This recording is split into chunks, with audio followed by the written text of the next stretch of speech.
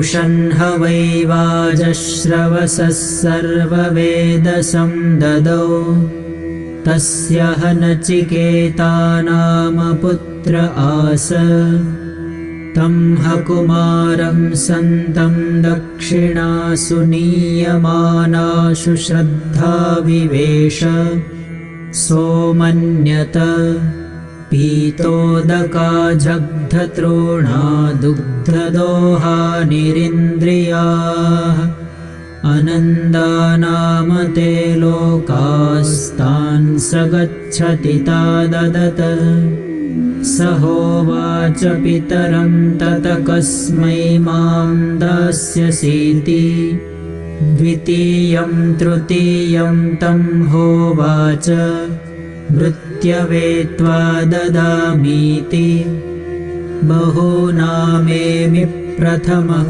बहूनामेमि मध्यमः किं स्विद्यमस्य कर्तव्यं यन्मयाद्य करिष्यति अनुपश्य यथा पूर्वे प्रतिपश्य तथा परे सस्यमिव मर्त्यः पच्यते सस्यमिवाजायते पुनः वैश्वानरः प्रविशत्यतिथिर्ब्राह्मणो गृहान् तस्येतां शान्तिं कुर्वन्ति हरवैवस्वतोदकम् आशाप्रतीक्षे सङ्गतं सूनृताञ्च इष्टापूर्ते पुत्रपशूंश्च सर्वान् एतद्वृङ्क्ते पुरुषस्याल्पमेधसः यस्यानश्नन् वसति ब्राह्मणो गृहे तिस्रो रात्रिर्यदवात्सिर्गृहे मे नश्नन् ब्रह्मन्नतिथिर्नमस्यः नमस्तेऽस्तु ब्रह्मन् स्वस्ति मेऽस्तु तस्मात् प्रतित्रीन् वरान् वृणीष्व शान्तसङ्कल्पः सुमना यथा स्यात् वीतमन्युर्गौतमो माभिमृत्यो त्वत्प्रसृष्टं माभिवदेत्प्रतीत एतत्त्रयाणां प्रथमं वरं वृणे।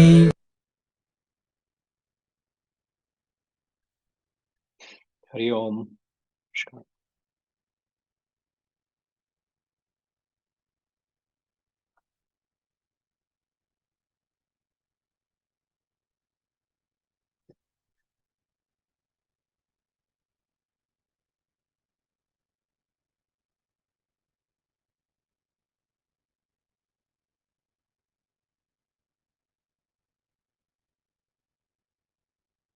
The joyless worlds he attains who gives these.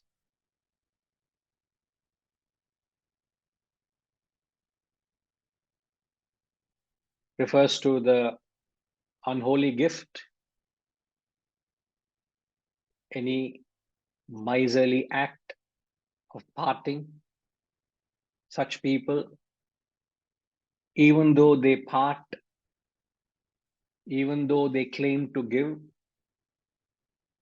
he says such people attains the narakaha, the joyless worlds.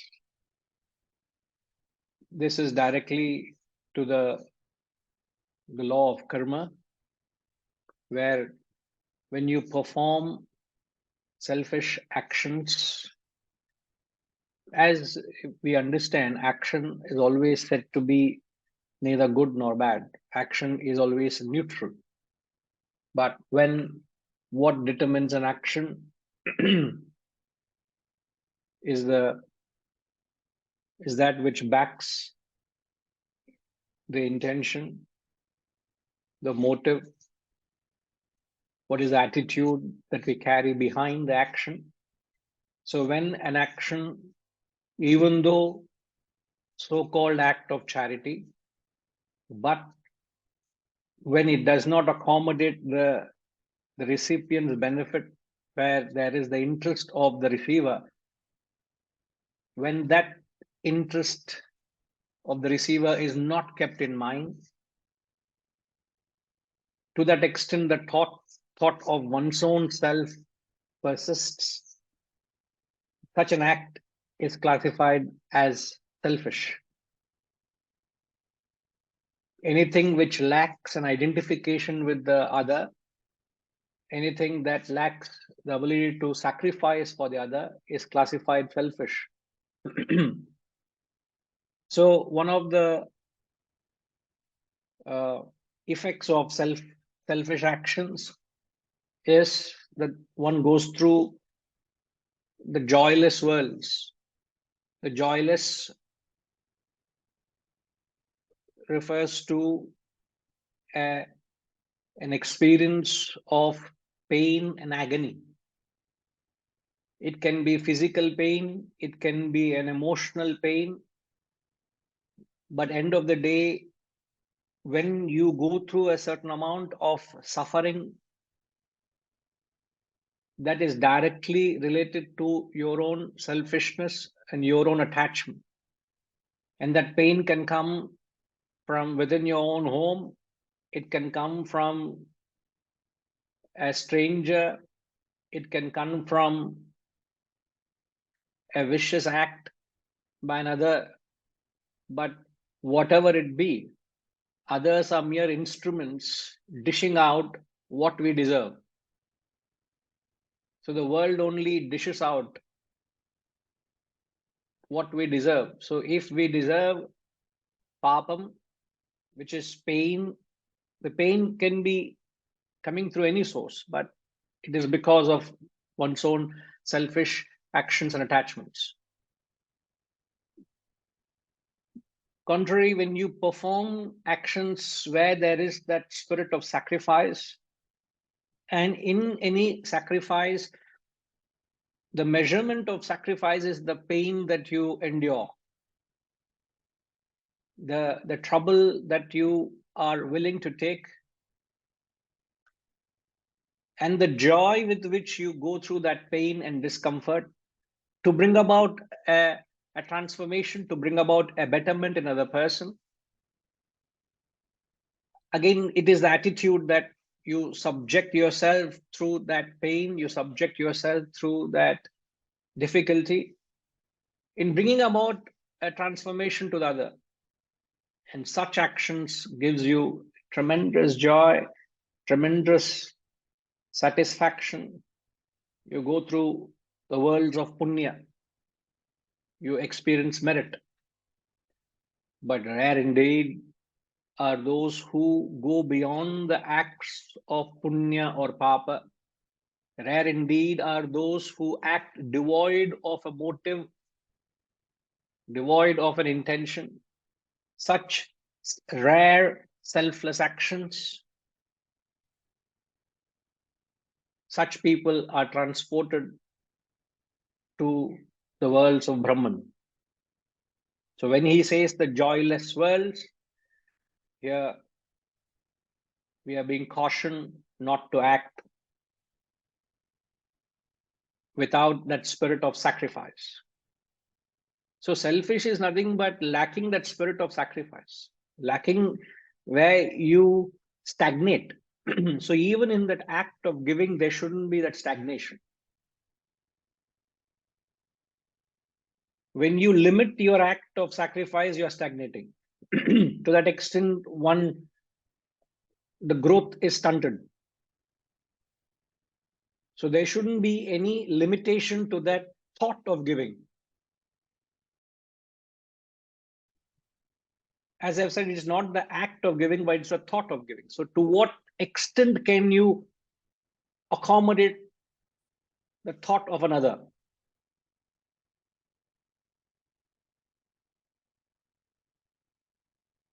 To what extent can you forgive the shortcomings of another? See, giving is to keep the recipient in mind, it's not you in mind. So giving is not actually as we classify it, giving can be of different order. If I'm able to forgive another person for their incompetence, their shortcomings, their ignorance, When you become as when do we have a chance of practicing this quality of forgiveness, a beautiful quality of forgiveness? When do we get a chance of practicing it? Or when does the quality come to the forefront?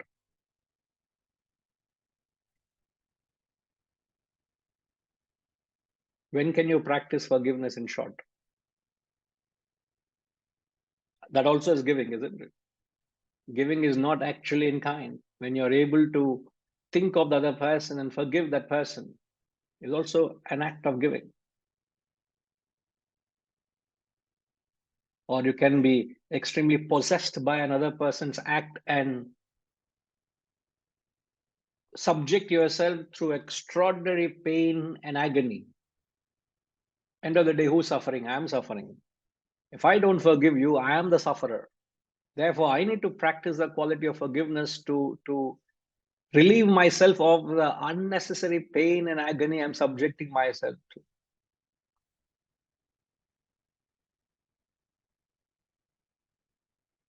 AM. Oh, now I say short forms, they know who it is. Huh? Not bad.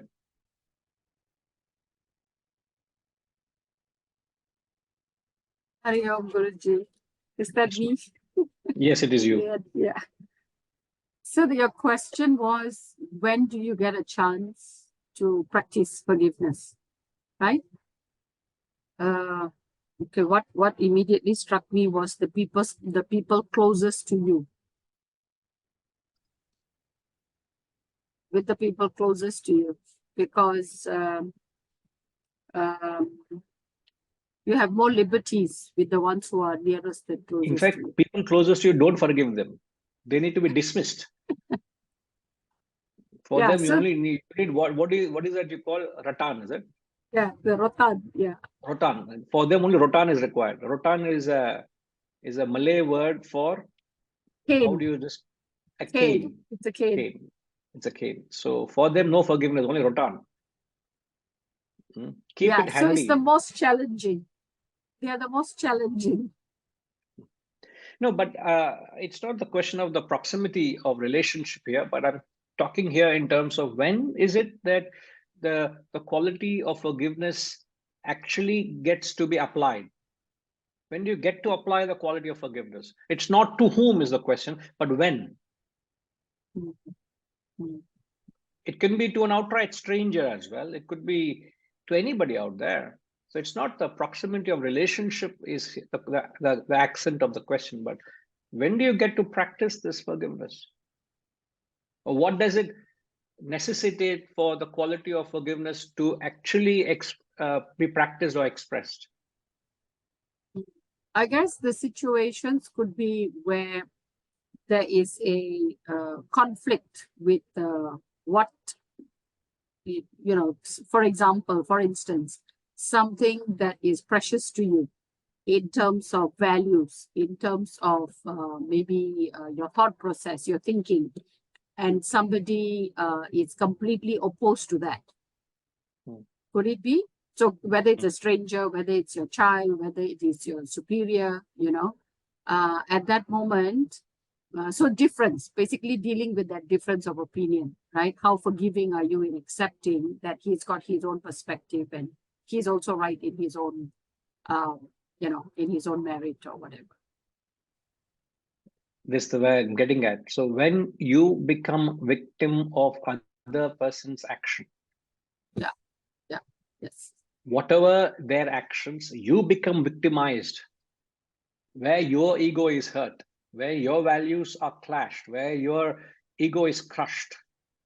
When you become a victim of other person's actions, it could be intentionally, willingly, or unintentional. Another person does something.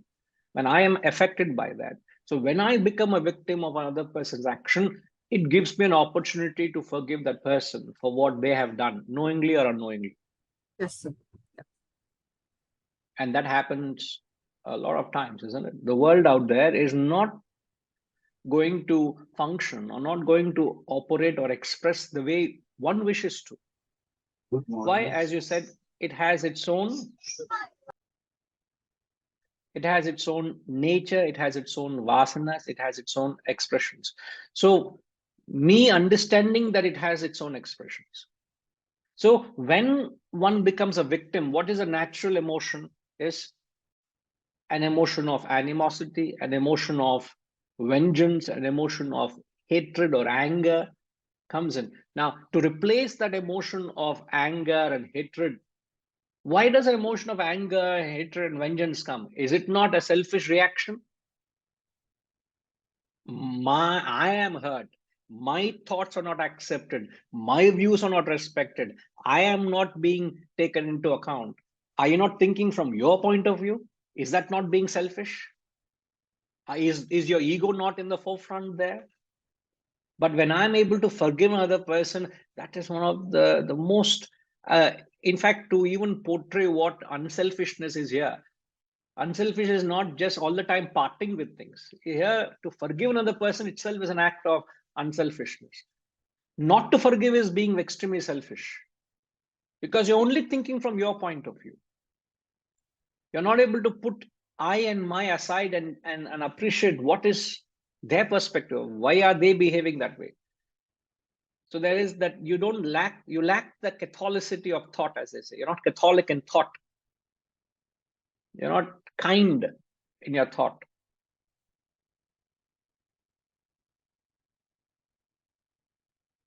So there, in multifold ways, one can actually express one's unselfishness. Grades of unselfishness. In fact, you go one step ahead and say, they also serve who stand and wait, says John Milton. You may not be able to actually serve at all, but it is that your inability to serve is justified by the intention to serve.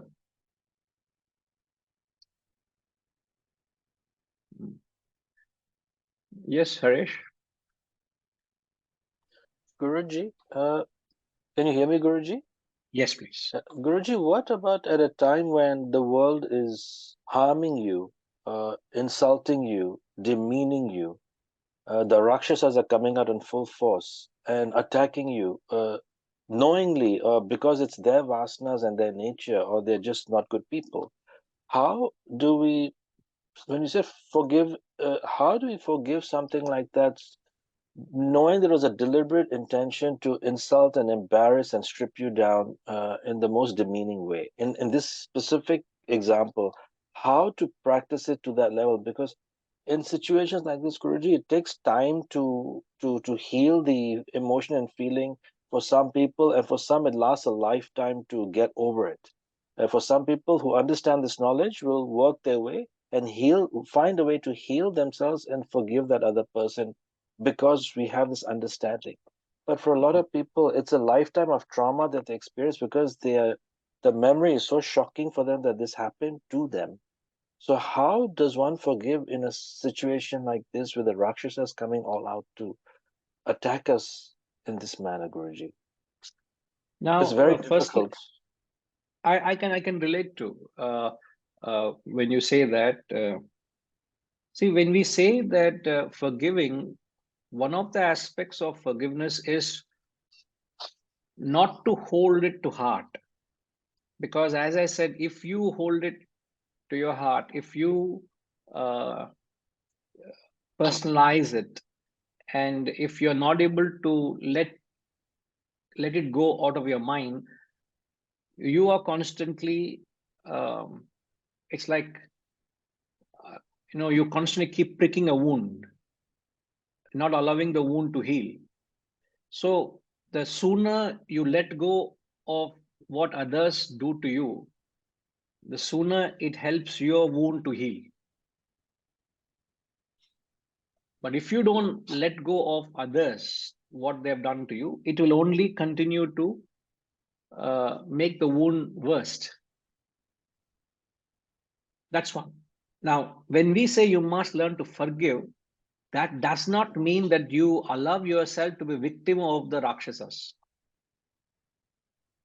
Because when we said forgiveness, we fundamentally said you understand that it is their nature You understand it is their vasanas, that they conduct themselves in a particular way. That is their swabhava, that is their nature. So the moment you understand their nature, you should be able to relate to them so that you don't become, or you don't continue to become victims of their actions.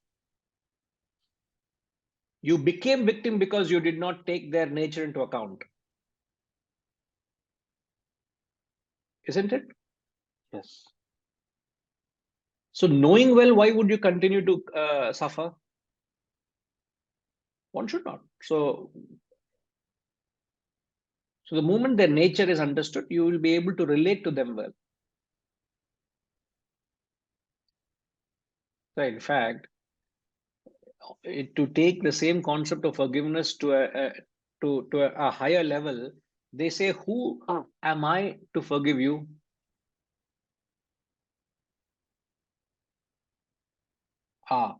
Okay. If just for discussion's sake, if I were to say, okay, Harish, I forgive you for the way you spoke that day. No, you didn't speak, but there's no question of forgiving. I'm just saying example. I forgive you for the way you spoke other day.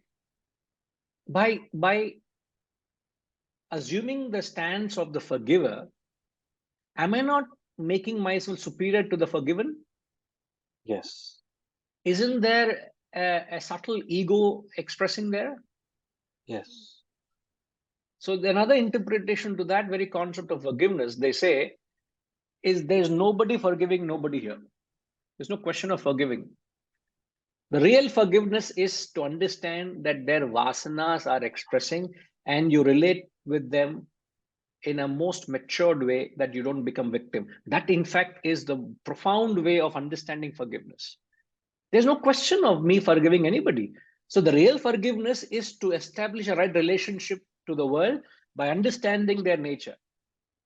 So therefore, it is said that it is of paramount importance, not ordinary, it's paramount importance that you need to assess and take a clear stock of their nature as to what is the nature of my wife, what is the nature of my partner, what is the nature of my children, what is the nature of my government, what is the nature of my weather, what is the nature of my employees, who I am dealing with day in and day out. I live with them. They're a part of my world. I can't run away from them. But it is very, very important that I establish a harmonious relationship with them. This is the first step of Vedanta to be practiced. In fact, it is a step each of us should practice. Take a stock of what they are. And I must learn to find harmony with that. There's no point with all the knowledge that we can claim to complain and grumble of what they are. You can't change them. I can't change them. It is their nature. So understand their nature, accept it. In fact, understanding is accepting. There is no ifs and buts thereafter. Understand it, accept it, and relate to it. That equals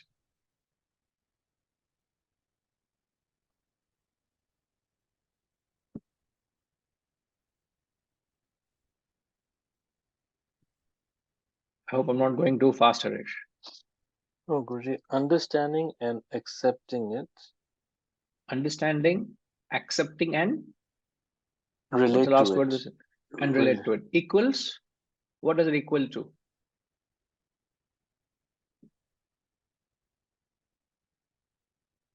Harmony? Forgiveness. That is the concept of forgiveness. There is nobody forgiving nobody here. That real, to begin with, we can say, yes, I forgive you, so that I get liberated from unnecessary pain by your action. You can start with that, but then you mature yourself to the understanding and say, there's nobody. Who am I to forgive you? I am only settling my accounts of my karmas if I'm suffering, and I don't want to suffer further. So I need to act wisely. How do I act wisely? Create harmony with the world I'm living in. And if we are able to take care of the immediate environment where we are, the immediate society or the immediate world that we're living in, and find harmony with it, I tell you, our life is predominantly in peace and joy, isn't it? Nobody out there is going to cause any pain to us, because this is the world that we're living in. Now, beyond that, something happens, then you have to, you will, it may take time for you to, because you don't know who that is, what that is. So you may find time to adapt, but at least you can't have hiccups whom you're relating with day in and day out. How can I have hiccup? Tell me. Like, every time I put a morsel of food in my mouth, I have a hiccup. Something is not right with me, isn't it? How can I have a hiccup every time I relate to people?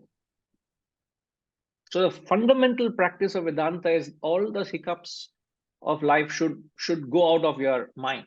You don't look at them as a source of agony, pain, or complaint. It cannot be.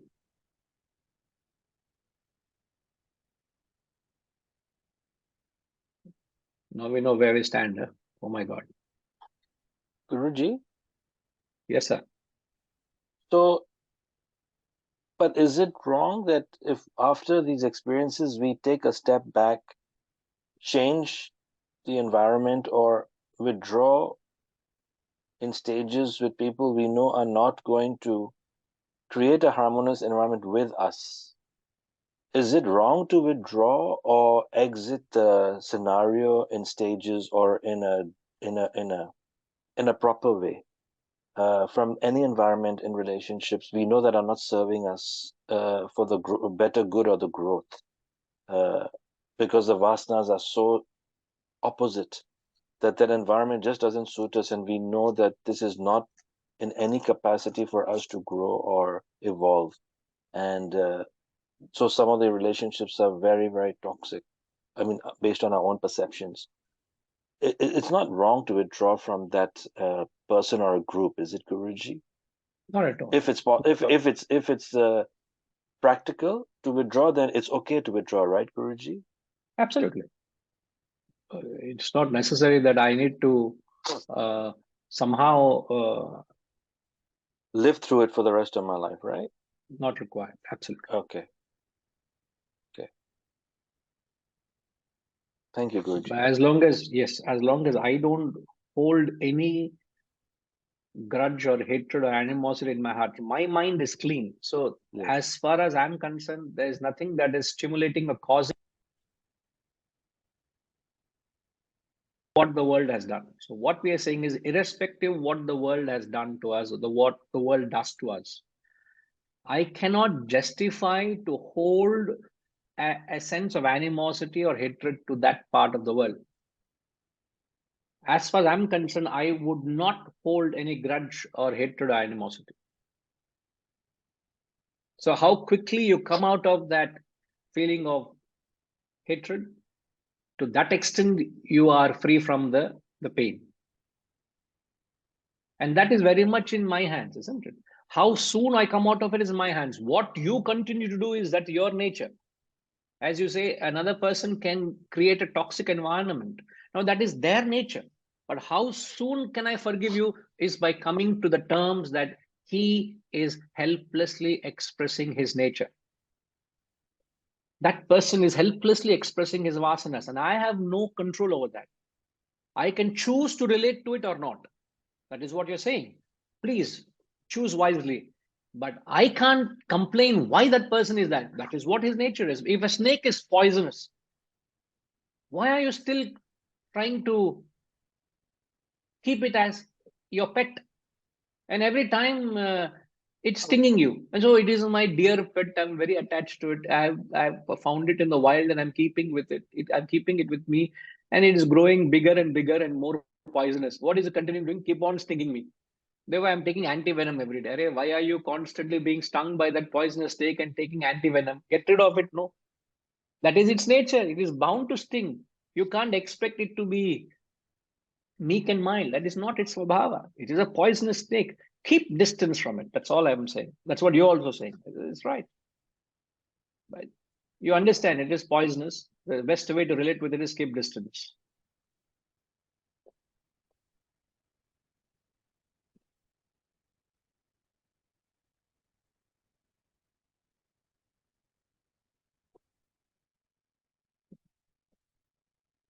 UK, what are you saying here, UK?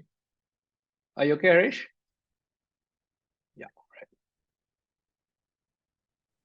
And by relate, you mean to say how you deal with it, Guruji, how you deal with those people or those situations. That's all, isn't it? Okay. See, when we have no choice but to relate to them, how do you relate to them? It's like, how do you relate to the changing weather out there? If it's extreme winter, don't you gear or prepare yourself to Yes. to protect Yes. yourself? Yes. If extreme summer, don't you change your gear? Yes, Guruji. So people are like, sometimes the extreme winter, extreme summer, you have to deal with them. That is their varying nature. Okay. So you need to become a weather forecaster. Yeah.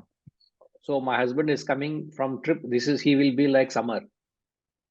No, I don't mean your husband literally. I'm just saying. Or I can say he is going to be like winter. He's going to be cold.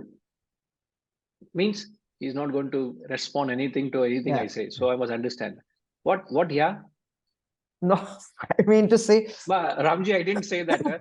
So she's only responding to certain things. I have nothing in my mind when I say that. I am clean mind, sir. I'm pure. You know that, isn't it? Yes, sir. I know very well. Correct, sir. You understand me very well, sir. Yes, yes. This understanding is required, Ushama. See, he Okay. understands me, I understand him very well. That's all. Only when it is unpredictable, it becomes difficult. No, that's when you need to take all your experience and forecast it, Okay. Understood. All right? Okay. Yes, Arunama.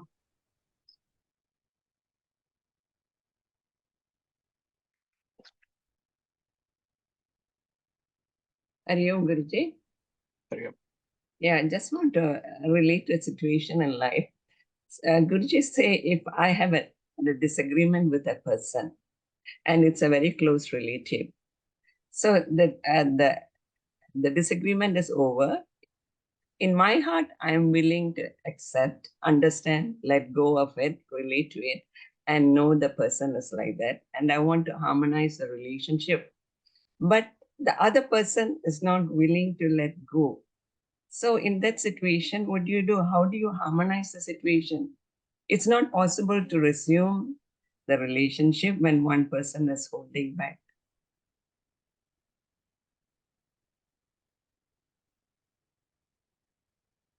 You respect that.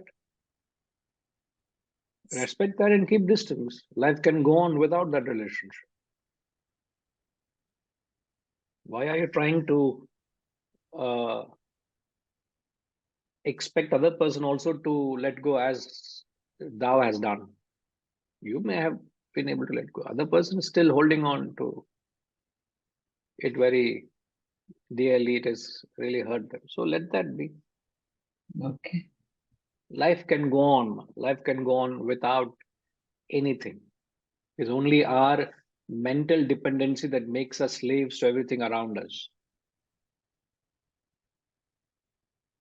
I'm often very powerfully reminded, and I try to hold on to it very close to my heart.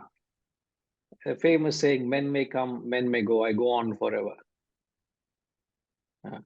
Why should my journey, why should the path and the journey be dependent on people or situations or circumstances? Mm-hmm. How long does it take for you to drop being a part of this journey? It doesn't take long. Yeah. And I've experienced it so many times in my life. True. So the relationship between the Guru and Shishya is so fragile. Oh, I don't like the way he does that. I don't appreciate that. I don't think this is right. What is it? Finished. You stop associating. If I bank on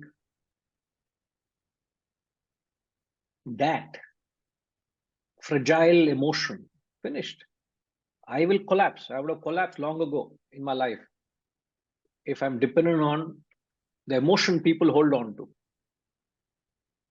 Are you relating to the Guru and the cause out of emotion or understanding? Have you understood what your Guru is wanting to do?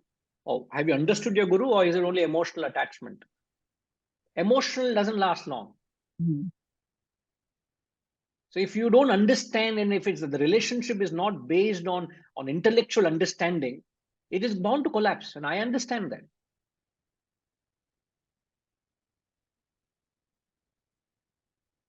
If I don't cater to you emotionally, the relationship drops. To that extent, you're emotional, no? Yes, Imagine I'm not going to talk to you rest of my life. For example, would you still associate with the knowledge, with the guru, and serve the cause? No emotion coming. definitely. Definitely not. Not Definitely. definitely. Mm. Let me speak the reality. Don't try to. No, from what you have taught us, it is different. The challenge. No, no. What I'm saying is, you should be able to experience that that sense of self-sufficiency. That doesn't mean you become dismissive and keep rejecting people. We should not. It's not. The objective is not to just keep chopping your relationships. That's not the objective. But at the same time, you should not be running behind people and somehow be at their beck and call or try to be slaves. So if somebody is not able to forgive or wants to move on, you should be able to move on without that sense of dependency. So you should be self-sufficient. I will go on with my journey. I will do my sadhana. I will be in my path with you or without you. Mm. So to have that strength in being a loner is where this knowledge will help you. You must find the strength in being a loner. And I must say, that is one quality I've made it count in my life. I am a loner, and I've. You can put me back in in the worst of situations. You can put me in to ground zero again. After all effort, I'll put me in ground zero. I'll start again from ground zero. And I have that, and it's not arrogant. When I say I am not being arrogant. What are you trying to tell? The reality of life puts you to test your true ability, and it helps you to discover your true potential, right? Otherwise, you're all the time dependent, banking on situations, people for the world to give you that support, lend their charm. So let it come from inward. Let the strength of being independent come from within than being dependent external. Isn't it? So let go. And in fact, the law of attachment works. The moment you drop them, that's when they come to you. The more you long for them, the more you want them in your life, the more you want. The law of attachment works. Because what's the law of attachment, as you know? Whatever you attach to, you lose it. Whatever you attach to, you lose it. The sheer anxiety to have in your life, you keep losing them. It doesn't come to you. So if you have truly let go of them, you let go. If they have to be a part of your life, they will come back. If they are not, you respect their choice and you move on. Mm. Why should you be carrying, living like an albatross on your neck, you know? You know what that means, isn't it? Why Not should I be sulking? like what you said, it's not easy, Guruji, especially when it's someone very close to you. That's What do why, you mean close to you?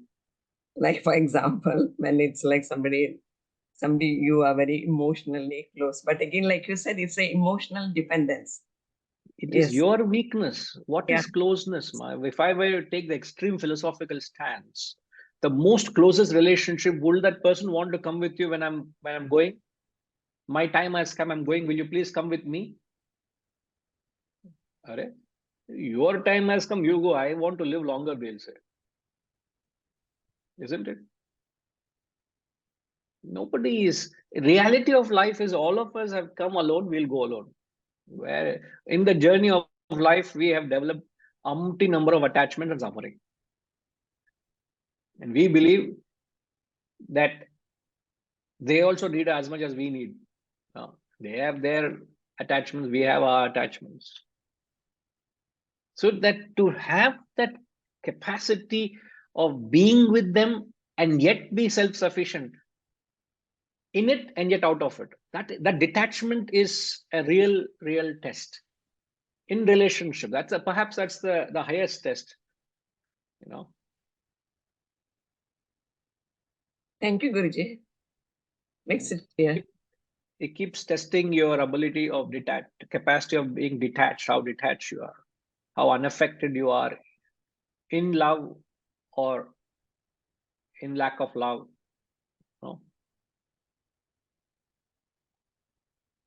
That doesn't mean you should be heedless, please. That is, tamas is different. Right, ma? Okay, thank you, Guruji. Yeah. Jayama, are you still with the question?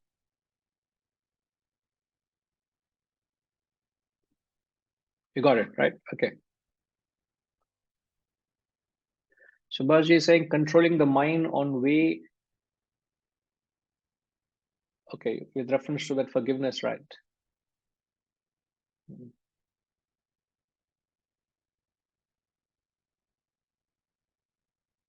True, right.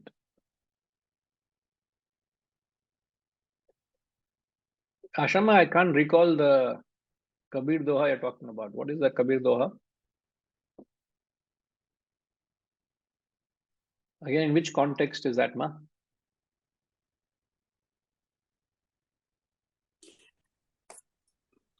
It was again about the personalities. Ki somebody abuses you or insults you. So बुरा जो देखन में चला बुरा न मिला कोई.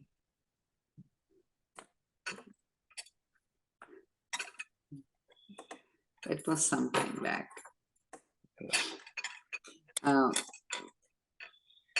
My mom used to say, इंसान माफ करता है, कुदरत नहीं माफ करती. Kudrat is the universe or the nature.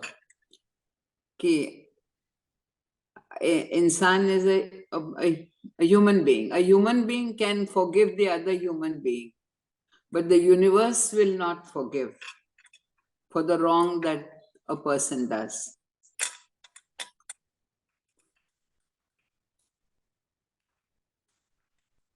What does Probably it mean it means that when you do something wrong, you're bound to suffer from it. It's your karma that you have done.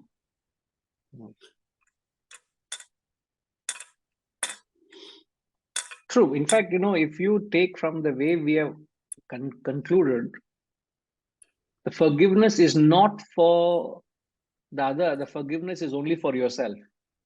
For yourself, yeah. Means it is when you forgive the other person or when you practice the quality of forgiveness, is actually to help yourself. It's not for the other person.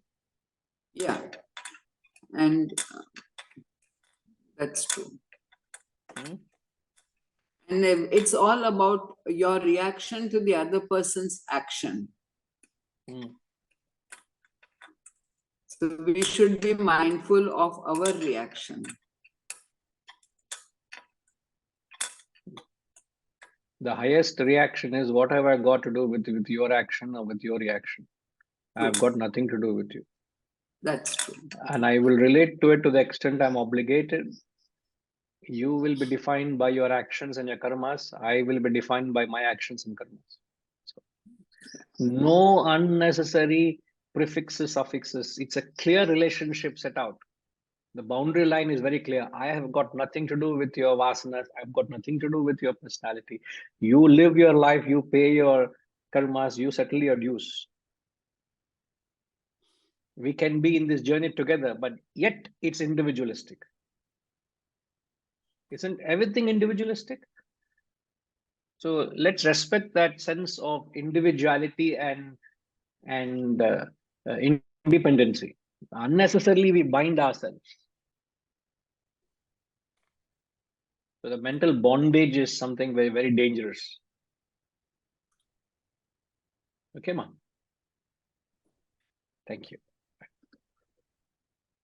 So just to remind everybody that we are in Kathopanishad, and we will get on to the fourth mantra of Kathopanishad.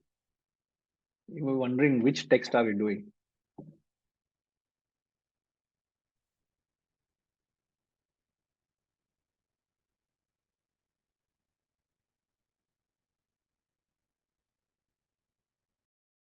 स होवाच पितरं तत कस्मै मां दास्यसीति द्वितीयं तृतीयं तं होवाच भृत्यवे त्वा ददामीति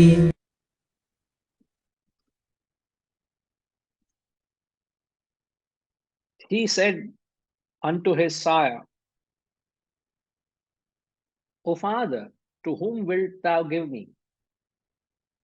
He said, for the second and the third time. The enraged father said, unto death do I give thee. Mrityave tvam dadami. So bring you back to the context in that as we learned in the third mantra, the father gave away the cows which were of no use to the father, Vajashravasah, Nachiketa's father. He gave away, he was a yajamana, he's the performer who's doing the yaga or the yajna. He gave away all the sick and useless cows.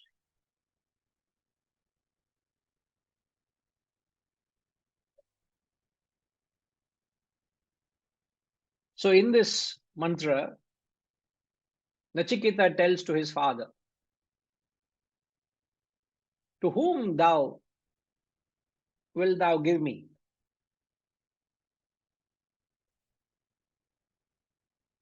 So he is very concerned. Nachiketa was very concerned, overcome by his sense of duty for his father, to save him from the joyless worlds.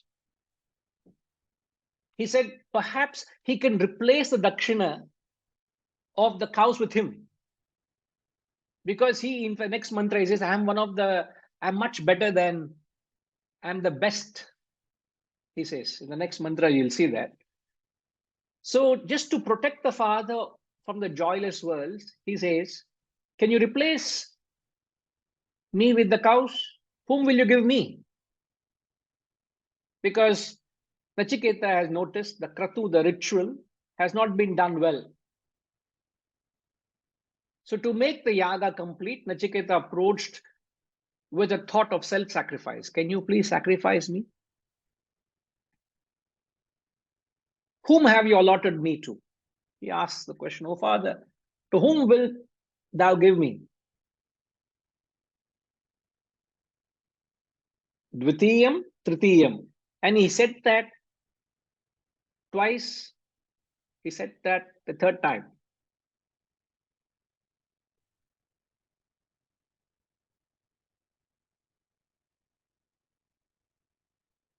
SR, if your son comes and keeps repeating something, disturbing you, what would you say?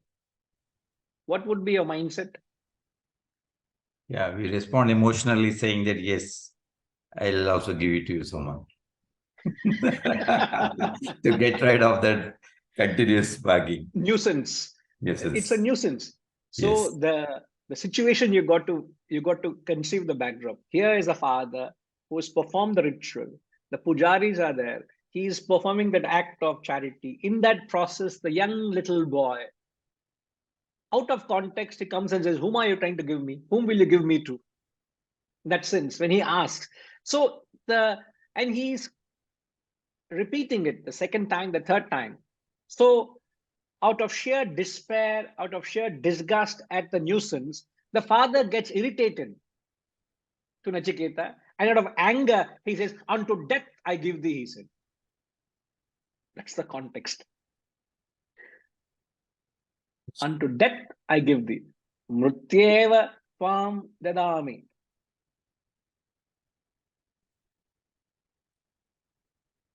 And what Nachiketa did, he took it literally. Mm.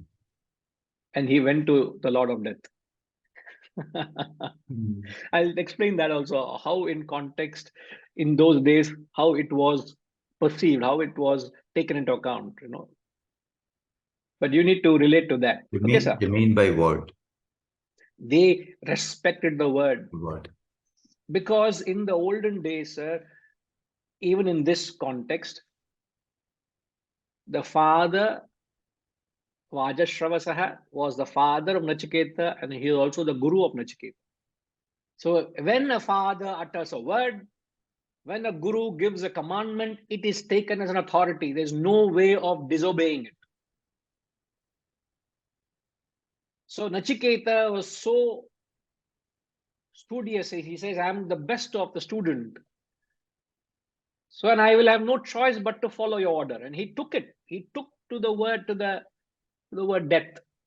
In fact, to his death he went. In fact, there's a poem called Casabianca. Anyone ever heard the poem? Casabianca? Yama, you've heard the poem. What does the poem say?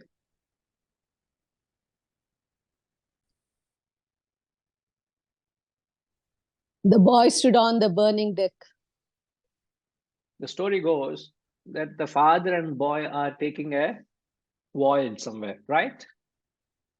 And the boy and father are on the upper deck. And suddenly there is a fire mishap in the lower deck. And there's chaos. So the father tells the boy, stand here, don't move anywhere. And the father rushes to the lower deck to be of some help. And in the process, the story goes, the father is consumed by the fire. And the boy is waiting. And the words in that poem, Kesabhyanga, the son says, say, father, say, yet my task is done.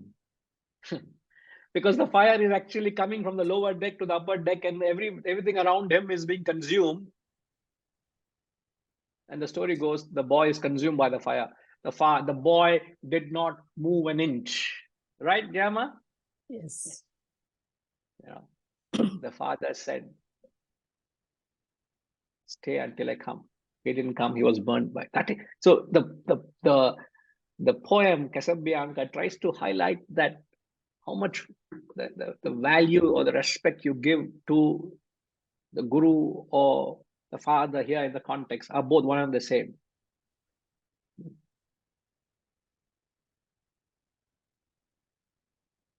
But it has to be taken to a point of fault only to convey that point. Now, since we talk of that, why is such extreme? What is that word, Ramji, if you can use? What's the right word here? Here Nachiketa took it literally, went to the Lord of Death. In the poem Casabianca, the boy stood there until he was burnt, consumed by fire. What is that quality, can we say?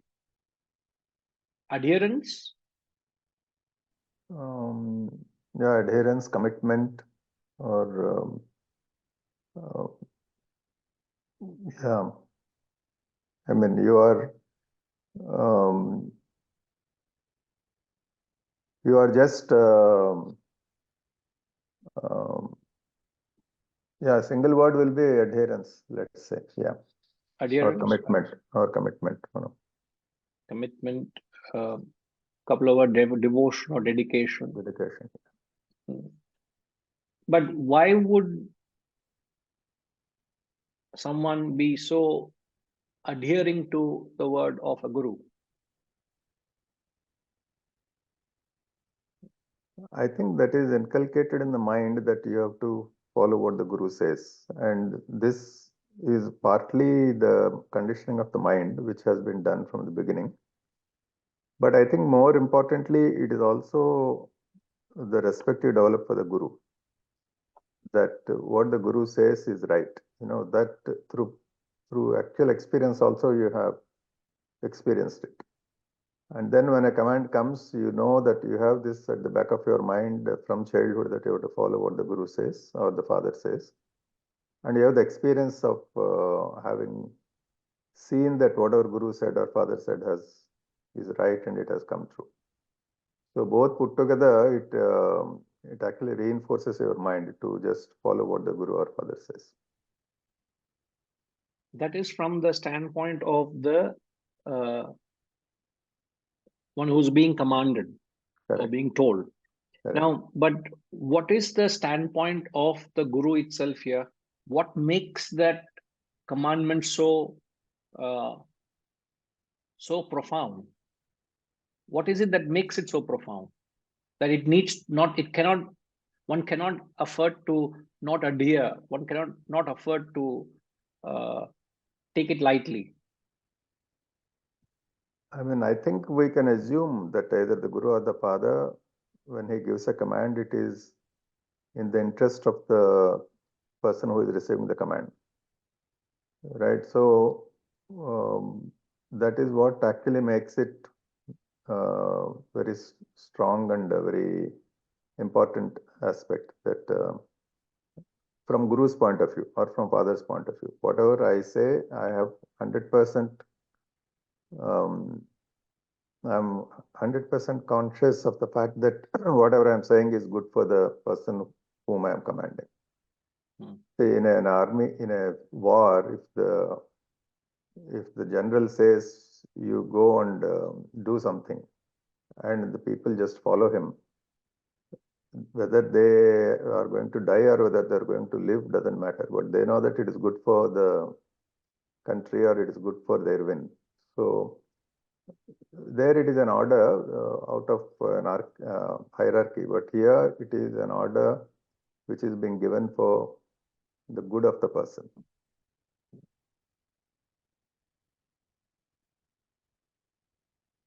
Ultimate good. Yeah. In fact, it is considered blasphemous to reconcile it as per one's convenience. That is interpretation people do. Yeah. Yeah. So, and that's blasphemous in the spiritual field. If the Guru says something, and if I do it as per my convenience and my comfort and my limitation, it is utter disrespect to the Guru. Correct. And it is in the traditional platform, it is blasphemous. It is not acceptable.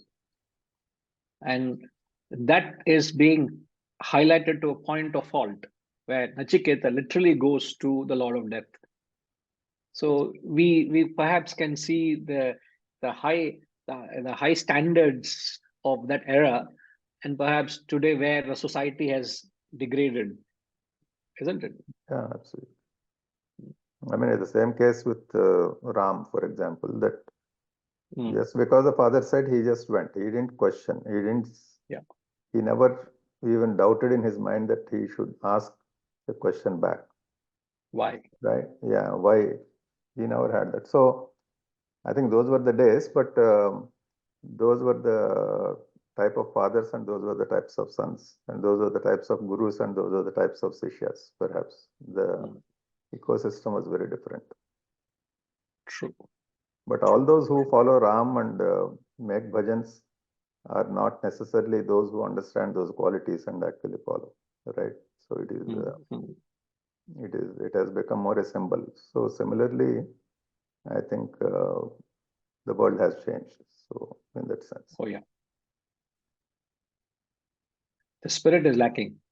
Yeah, absolutely.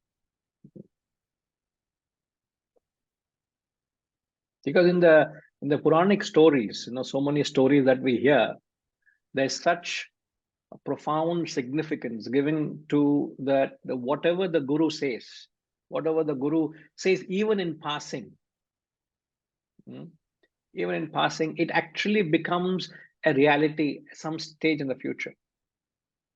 So it is that vision, it is that grandeur or the position of the Acharya or the Guru. He is able to envision it, he's able to see it, perceive it, and it literally becomes a reality.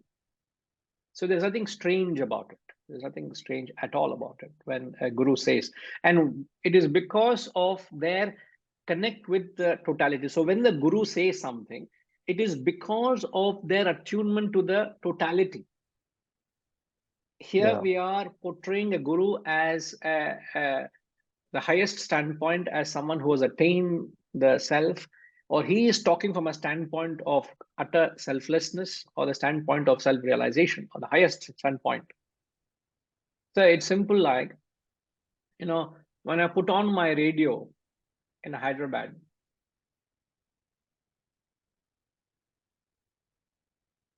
it may not be that the Hyderabad radio is telecasting that sound or music. Obviously, the radio itself cannot produce that. So the radio instrument is not producing it. The Hyderabad radio channel is not broadcasting it. Perhaps it is being broadcasted at the national level. And yet this instrument is voicing it. So when the radio telecasts the music, it is being broadcasted at the national level, or perhaps at the international level. Something is happening and my radio is telecasting.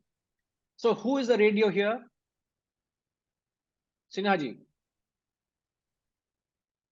Who is the radio here? What is the radio? The Guru. The Guru is the radio. And what is he broadcasting? What is he saying? He's casting the culmination of all his experience and knowledge without a flaw. At least that's my experience, which has been interesting. I wanted to talk about it, but yeah, is that the answer? Indeed. So the Lord, in fact, the Guru in this context, the radio, is actually broadcasting the will of the totality. It is not his individuality. The individuality is not the instrument radio that is talking. Most of the time when you and I talk, we are talking our limited view. But when they speak, it is there as if broadcasting the will of totality, the will of nature. It's as if the total mind is talking. And it is that selflessness, complete liquidation of their selfishness, that makes it, gives it a profound respect. So therefore they say a Guru's word can never be in vain. So Nachiketa took that act or that emotional outburst. Is like what would be a typically in English language, Sinaji, if somebody is annoying you, what would you say? Literal to the word, unto death I give thee. What is the English translation of that?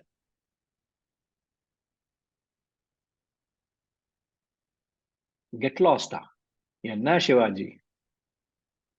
Get lost is very mild way of saying unto death I give thee.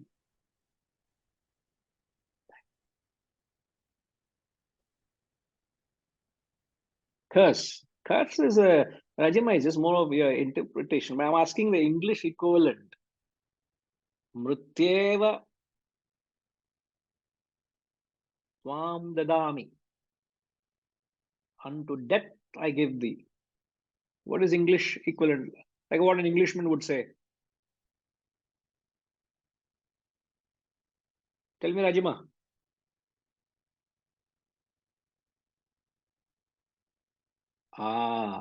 எங்கேருந்து வந்தது அது?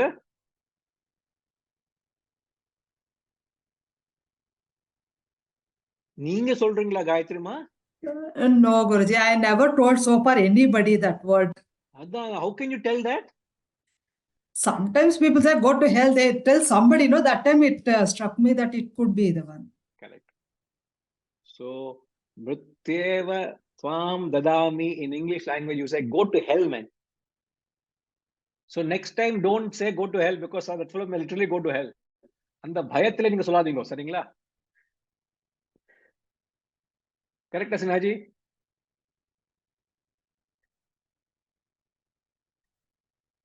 So this go to hell has been used by humans in millennia, because if you watch historical movies, go to hell is expressed at every juncture where to show the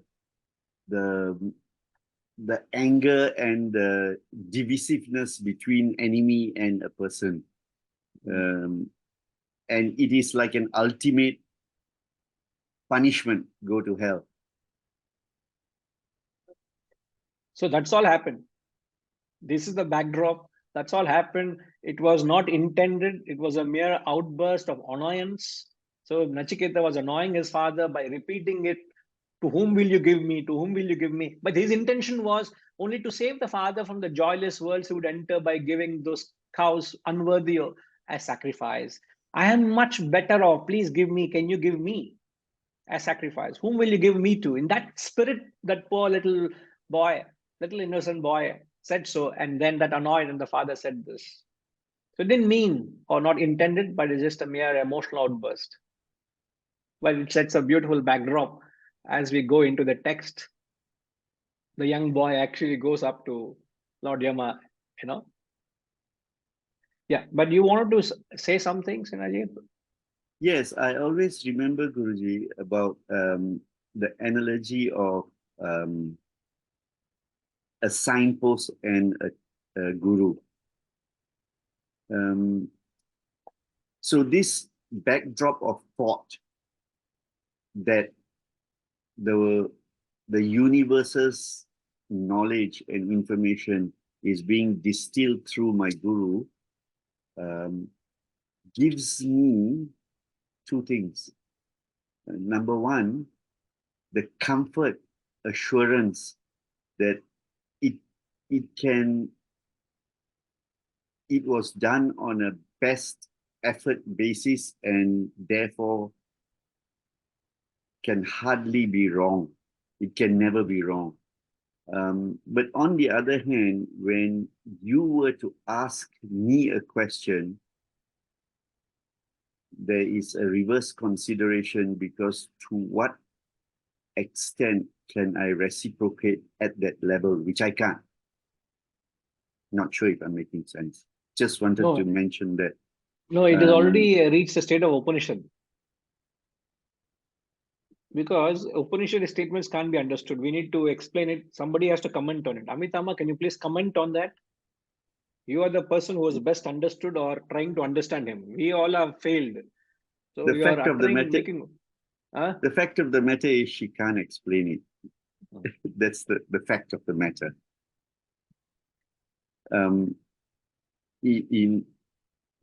Equally, neither can I. How can you accept lying down like that, Amitama? It's not acceptable. Huh?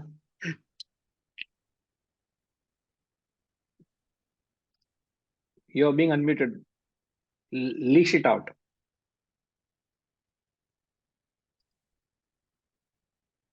Sir, too much of a beginner. I need your guidance. I need to fall at the feet of the guru to understand that. Sir, Ramji, this class is getting into some dangerous classification, sir. You know, something mischievous is going on. We need to set right the guru, sir. We are putting it into practical applications, sir. All our wisdom. Yes, sir. The poem's "Sticks and stones can hurt my bones, but words can't hurt me" comes to mind. Well, little more clarity is required. I shall leave it at that, Guruji. Right. No. Actually, you know, there is isn't there a saying? You know, there's a divinity that shapes our ends. I don't know who says that. Is it Shakespeare who said that? There is a divinity that shapes our ends. So to believe that there is that power which certainly exists, but to totally surrender to that and have faith in that, and then entrust your little work in the hands of providence, and you continue to do your little part, is extraordinary amount of faith is required, you know. So a guru only symbolizes that providence, you know, who is surrendered to the providence and who operates from that level of totality. And that is what is being amplified here when Nachiketa takes it literally what his father has said, and in the context that we say how we need to uphold uh, these men of great wisdom, what they say.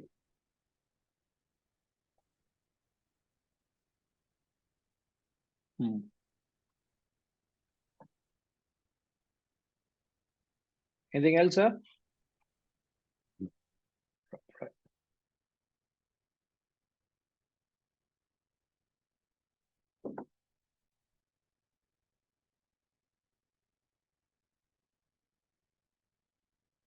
We almost come to the fag end of it.